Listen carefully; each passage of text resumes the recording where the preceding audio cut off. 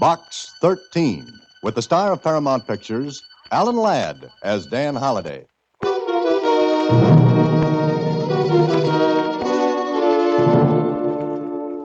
Box 13, care of Star Times. I have a proposition for you. One that will bring you $10,000 if you go through with it. But you've got to make up your mind fast. I'm at 658 Carson Street. I won't be there after tomorrow evening. So, if you're interested, come to see me.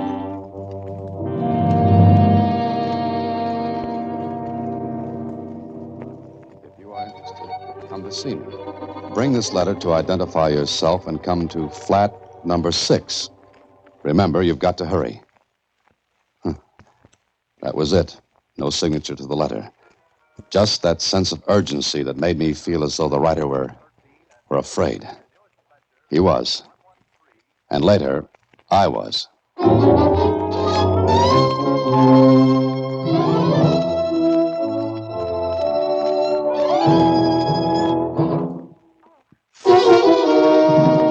Now back to Box 13 and Dan Holliday's latest adventure, Sealed Instructions. Well, Suzy, what do you make of it? He's in an awful hurry, Mr. Holliday. That he is. And he mentions $10,000. Uh-huh. And that, as they say in books, is a lot of gold watches. He doesn't even sign his name. I bet he's an income tax invasion. What? He's an income tax evasion? Suzy, evader. Well, one or the other. He's got $10,000. Uh-huh. Okay, Suzy, it looks like the best letter of the bunch for this week.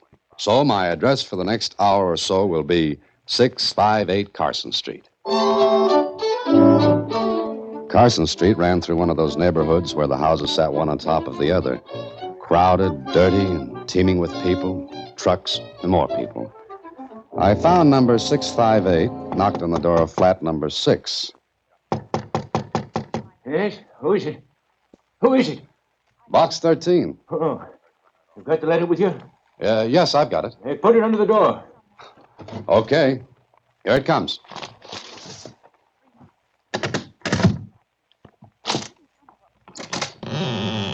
Stand under that light across the hall so I can see you. All right. Come on in. Hurry.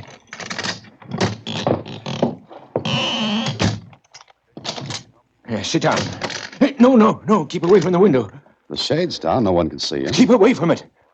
You've got enough bolts and chains on that door to hold off a tribe of Indians. I know what I'm doing. Now, let me get a good look at you. In the yellow light that came from the one globe dangling from the ceiling, the man looked at me. And I looked at him. He was about 50. His face was drawn and pinched. His hands shook and his eyes, squinty and sharp, slid over me. I didn't like him. Then he seemed to be satisfied and sat down on a chair opposite me. Yeah, so you're after adventure, eh? That's right. Did you see anyone follow you here? Not that I know of. Why?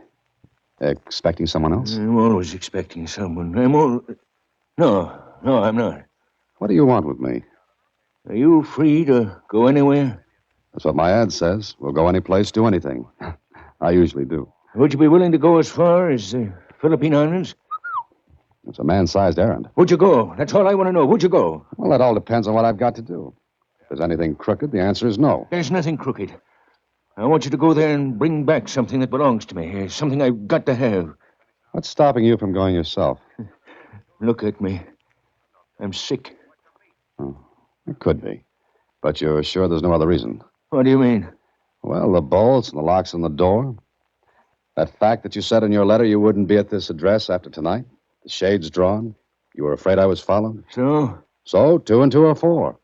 And the 4 in this case comes out to you're afraid to show your face. I have enemies. The ordinary kind? Or the kind that would kill you? They'd kill me. I see. Oh, what's your name? You have to know that? It's a little peculiarity of mine. I like to know the people I'm dealing with. My name is Krell. Joseph Krell. Does it mean anything to you? No more than mine would mean to you. Holliday. Dan Holliday. There's $10,000 in this for you. Well, I don't care about that. Well, what? Oh, the money doesn't interest me. Doesn't it? Money doesn't...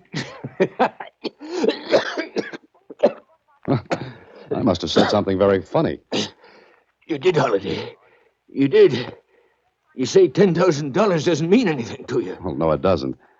I'd better explain. You see, I'm a writer. The stories I get in response to that Box 13 ad you answered, well, they pay me amply for my efforts. There's one born every minute. But will you go? And do what? I'll give you the name of a man whom you're to contact in Manila. That's all you have to know now. Mm-hmm. Then what happens? That will take care of itself. What do you want me to bring back? I told you something that belongs to me. Something I've got to have. Something that means life or death to me. That important, huh? Till we're wasting time, will you do it? It's adventure, and when you get back, I'll give you $10,000. Do anything you want with it. I don't care. But bring me what I want. When do I have to leave? As soon as you can. Oh, one more question. What?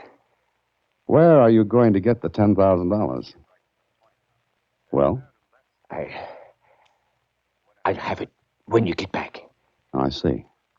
Do I come here? No, I won't be here. I've got to keep moving because he... He? Never mind. When you get back, put another ad below the one for Box 13. To see you back, I'll get in touch with you. And the name of the man I'm to meet in Manila? You'll find him at the address on this slip of paper. He's expecting someone from me.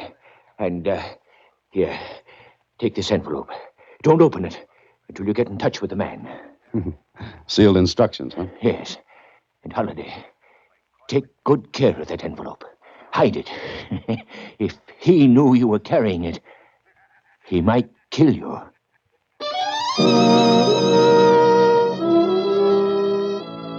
And with that little gem as a bon voyage from Krell, I left him. When I got home, I took the envelope he'd given me and had it sewn into the lining of my jacket. 4 days later, I was in Manila, after a nice, pleasant trip on the plane. I went to a hotel and registered. Later that evening, I took a cab to the address of Krell's man. It was a tiny, ramshackle place in a street that was so narrow the cab couldn't get through. So I had to get out and walk. And right there is where I should have said quits to the whole thing. That old familiar feeling began tingling my spine. As usual, foolishly, I paid no attention to it. I got to the house. There was no answer. I tried the door. It was pitch black inside. I closed the door behind me. I stood there for a couple of seconds trying to see through the blackness when... Stand right where you are. Who's that? Just stay where you are. The light went on, and facing me was a man with a gun. And from where I stood, the muzzle was neatly in line with my third rib. The man looked at me for a moment, then... Turn around. Back to me. What's the idea? I don't know yet, but we'll see. Okay, face me. Who are you? Never mind that. Who are you? Dan Holliday. Doesn't mean a thing. Lieutenant, he's... Oh? Yeah, we got company, Sergeant. So I see. Sergeant. What is this? Sit down.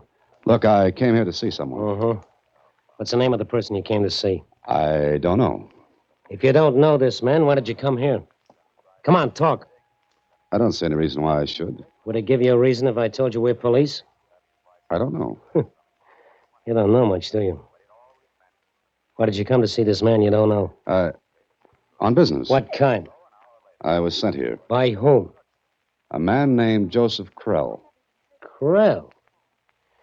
Well.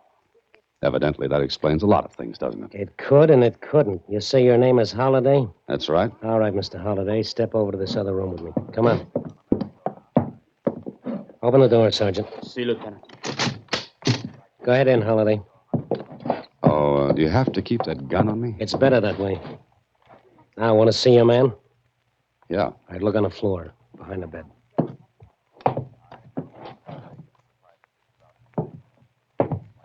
Now you've seen him. Who killed him? We'd like to know that, too. You didn't think I did. Maybe you'd like to talk now. Tell us why you came here, why you had to see Carlos. Carlos? Yeah, the name of the deceased. All right, Lieutenant... Lieutenant Keith, Manila Police. This is Sergeant Enrique Cotis. Okay, I was sent here by Joseph Krell. I was to see this Carlos. Why? I don't know. I was to give him an envelope. Where is it? At the hotel. And we'll find out about that later. Now, this Krell, why did he send you? He couldn't come himself.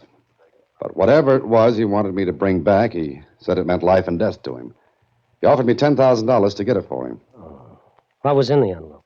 I don't know. Is that your stock answer? Now, look, I'm telling the truth. If you don't believe it, check with the police in the States. Verify my identity. We will. But first, let's get something straight. Well, that would be a pleasure. Krell sent you for something that was worth $10,000 to him. Did anyone else know about it? Well, hardly. Why hardly? Because Krell said I might be killed. Mm-hmm. And you didn't talk to anyone on the plane about it?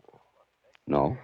Okay, we'll go back to your hotel and check on a few things. Sergeant? See, Lieutenant. Stay here. No one in or out. Meet me at headquarters as soon as you can get away. See. Now, Holiday, we'll see how much trouble you're really in.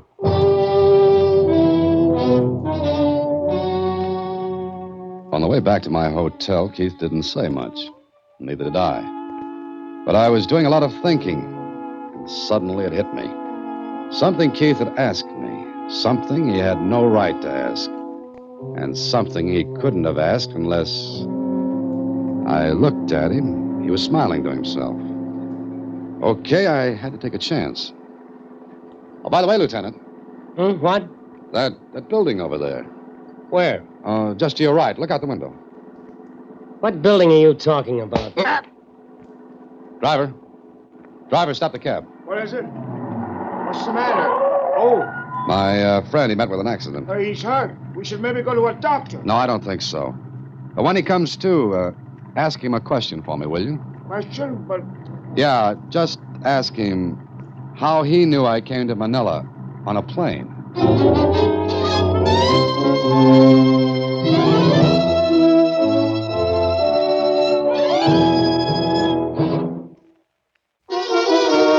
And now back to Sealed Instructions, another Box 13 adventure starring Alan Ladd as Dan Holliday. So there I was, out in the middle of a big puzzle and a murder. Sure, Keith had killed Carlos to keep me from getting to him. Keith must have followed me from the States. Oh, it was smart of him not to play his cards on the plane or as soon as I got to Manila. He waited until I tried to contact Carlos. Then he planned to get the envelope away from me without any more fuss or bother. Now, I had to get back to the hotel and get that envelope before Keith came to. Because when he did, he was going to be very, very nasty. So back at the hotel, I had a bellhop go to my room and bring down the jacket. Is this the right one, Mr. Holliday? Oh, yeah, that's the one. Here you are. Oh, thank you, sir. Will that be all? Yes, sir. Uh-oh. Oh, wait a minute. Yes, sir. Come here behind this pillar. Something wrong, sir? Yeah, there is. Look over at that entrance. Do you see that big man standing there? White hat, gray suit? Yes, sir. I don't want to meet him. Oh, I see. Look, you go through the lobby paging me. He'll follow you to see where I am. Lead him a merry chase, got it? I got it, Mr. Holliday. Okay, get going. Paging Mr. Holliday. Mr. Dan Holliday. Paging Well, Mr. the bellhop Holliday. did it up good. Mr. Dan Holliday, Keith fell for the please. gang and followed the bellhop, Mr. just far Holliday. enough behind him so that he could surprise me, Dan if he Holliday, saw me. please. But he didn't. I ducked out of the entrance and took a cab to police headquarters. There, Let me get this straight, Mr. Holliday. You say this Keith pretended to be an officer? that's right, Lieutenant Marinos. But why? So he could get this envelope away from me. He'd already killed once to get it. But maybe he thought killing me would attract too much attention. But this envelope, where is it and what is in it? We're going to see that right away. Oh, have you got a knife? Yes. Here. Oh, thanks. Well, this was a good jacket.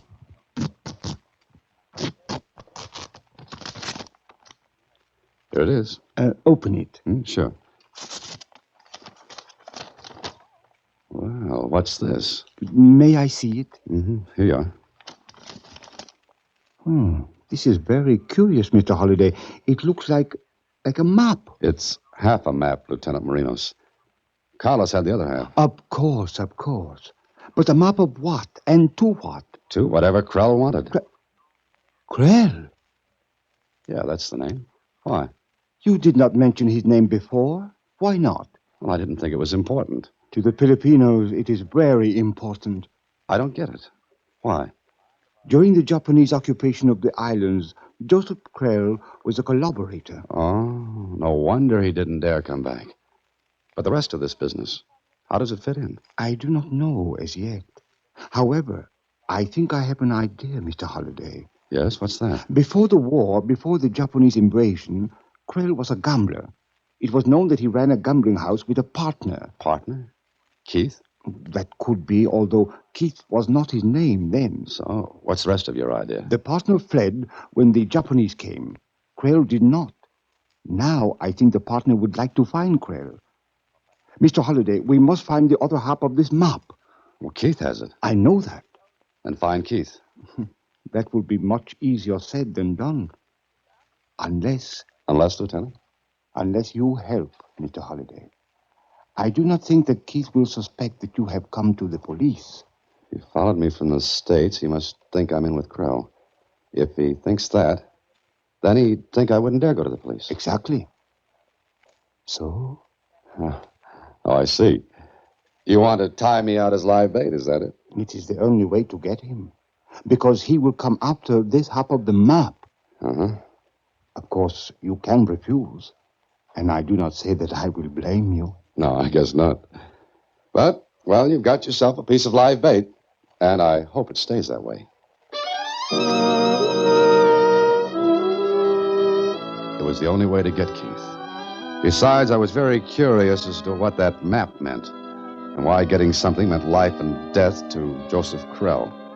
So I checked out of the hotel, and with one of Lieutenant Marino's men following at a distance, I took a room on the other side of town and waited. An hour passed. 2. Then, when it was beginning to look as though our Mr. Keith was smarter than we'd figured... Come in. Well, hello. Mr. Holliday, you've given me a lot of trouble. You don't want an apology, do you? No. All I want's the other half of that map. Oh, sure. You knock on the door, I say, come in, give you the map, and that's that. Very simple. Yeah, very simple and very smart. Mm-hmm. But you don't think I'd have the map on me, do you? Maybe not, but you know where to get it. Let's go. Oh, wait a minute. What for? Why don't we make a deal? What kind? Well, neither half of the map is any good without the other. And I'm sure you haven't got yours with you. Oh, but I have. I see. Was it very hard getting it from Carlos? No, not very. No harder than it will be to get the half you got. Oh, look, we can still make a deal, Keith. Or whatever your name is. Keith will do. Okay. How about it? Maybe you're smart at that. Okay, let's go. After you, Holliday, and don't forget this. It's loaded. You make it easy to remember. Yeah, I can make it very easy to forget by pulling the trigger. No, the back way, Holliday. The back way. Back way? Holliday, how dumb do you think I am? Or how smart do you think you are? You forgot all about Enrique, didn't you? Oh, the sergeant. Yeah. Here, this door. You see, Enrique followed us away from Carlos' place. He knew you slugged me in the cab. Enrique seems to have done all right. Just perfect. Get in this car.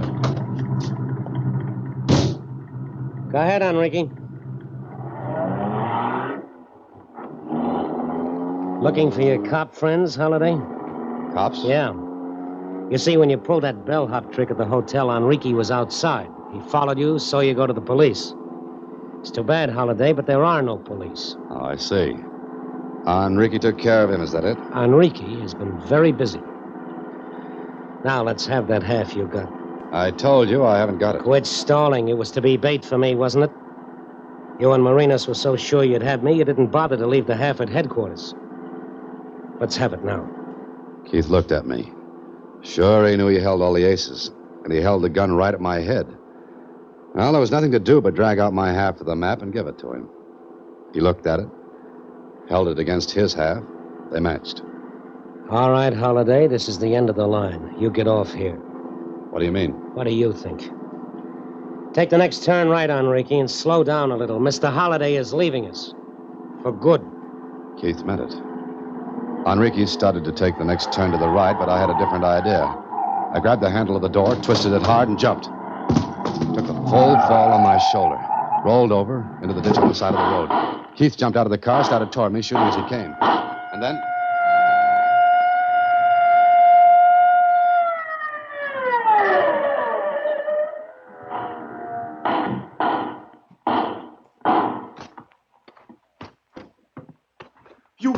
are not hurt, Mr. Holliday? No, I'm not, Lieutenant. Oh, I am glad. We are a majority of 2, Lieutenant Marinos. But Keith, He is taken care of. how did you get here? By putting 2 strings to my bow, Mr. Holliday. The one man I had follow you was, how shall we say, a decoy? Well, let's say it and be very happy. Is he all right? Oh, a little lump on his head, but all right. You know, this was very close. Oh, yes, I am very sorry, Mr. Holliday, but I did not expect Mr. Keith to have a car. However, all is well that ends well. Yeah, sure. Now, how about that map? Come, we will see about that now. With the 2 halves of the map, we went to work. Krell had hidden something in the hills back of Manila. Hidden it before the Japanese invasion. 3 hours later, Lieutenant Marinos and I sat on a box and watched his men digging into the earth. And Marinos talked. You see, this Carlos was Krell's servant. When Krell left the Philippine Islands, he left half the map. Mm-hmm. In case he was caught, a half map would do no one any good. That is right. Keith was Krell's partner. He left. Krell stayed to become a collaborator. Playing 2 games at once. The Japs won, he'd been with them. The Allies won. Well, he'd have what he hid here. Exactly. Lieutenant Marinos, we have found it. This. A box, an iron box. Sergeant, break the lock. Yes, sir.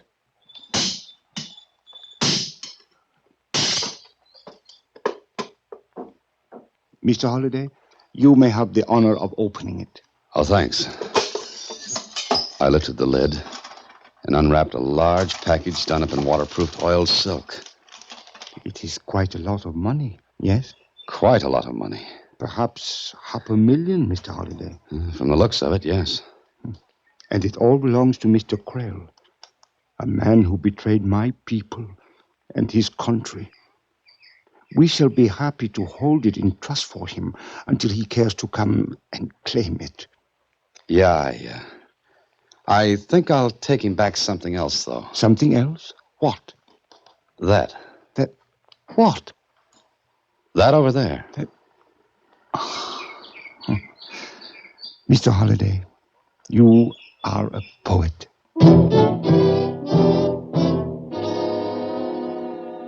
I left Manila the next day with Lieutenant Marinos saying goodbye. With me was the iron box I'd come across the ocean to get. But in it was something a great deal different from what Krell expected. Back in the States, I put an ad below my Box 13 ad. I waited, and then... Here it is, Mr. Holliday, right below the Box 13 ad. It says, Holliday, come to 1256 Chickering Place, K. That's it, Suzy. But why don't they arrest Mr. Krell? Arrest? I think we've got something much better, Suzy. Much better.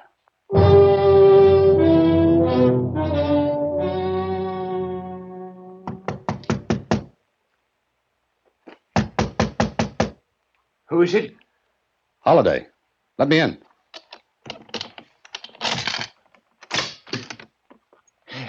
Have you got it? Did you get it? Yes, here it is. Oh, that's it. Yes, that's it, Holiday. I've waited so long for this. So very long. I know you have, Krell. And I'm very anxious to see what you think about it. You didn't open it. The lock looks like it was opened. Why don't you look inside, Krell? Yes, I've saved this key. Oh, your ex-partner is dead. Oh. Now you won't have to worry about him killing you for double-crossing him. Good. I pay you well, Holiday. I pay you well. With what? With this. Surprised? It's gone. Unless you took it. But I brought you something in place of the money, Krell. The flag of the new Philippine Republic. The flag of a people you betrayed. I'll kill you.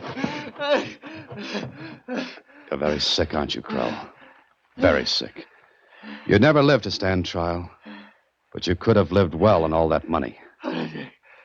Please give it to me. Certainly, Krell. Oh, here's the other half of the map, which is why you wrote to me originally. I've not double-crossed you. You can have your treasure anytime, Krell. Where? Anytime you want to claim it. Where is it? In Manila. And anytime you want to go back and claim it. I think the people there will be very glad to see you.